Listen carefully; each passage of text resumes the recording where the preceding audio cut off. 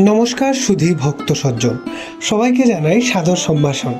আজকের এই চ্যানেলের মূল আয়োজিত বিষয়বস্তু হলো সূর্যগ্রহণে গর্ভবতী মহিলাদের করণীয় এবং বর্জনীয় কোন কোন জিনিসগুলো তা অবগতি করা। তাই চ্যানেলটি নতুন হলে ধর্মীয় এবং শাস্ত্রীয় প্রসঙ্গগুলো জানতে আমাদের চ্যানেলটিকে সাবস্ক্রাইব করে নতুন ভিডিও তৈরিতে উৎসাহ প্রদান করুন। সূর্যগ্রহণ চলাকালে গর্ভবতী মহিলাদের বিছানায় শোয়া বা আরাম করা এড়ানো উচিত, কারণ এতে গর্ভের শিশুর দাগ বা জন্মগত সমস্যা হতে পারে। 2.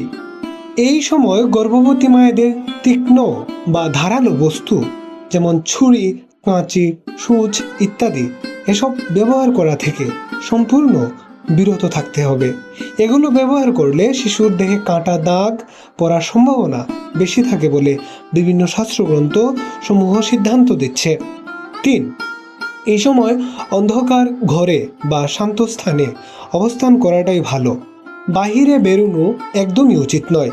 বিশেষ করে গর্ভবতী মহিলাদের গ্রহণের আলো চোখে লাগলে তা মারাত্মক ক্ষতিকারক হতে পারে। 4.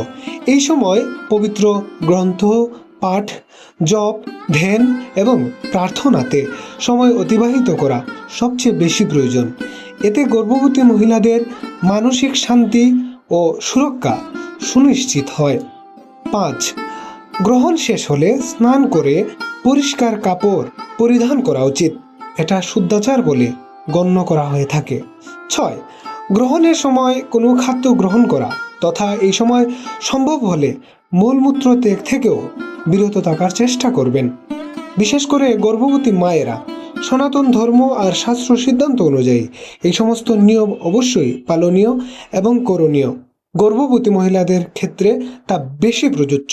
যদি আমাদের এই ভিডিওটি আপনাদের ভালো লাগে, অবশ্যই আমাদের উৎসাহ প্রদান করবেন।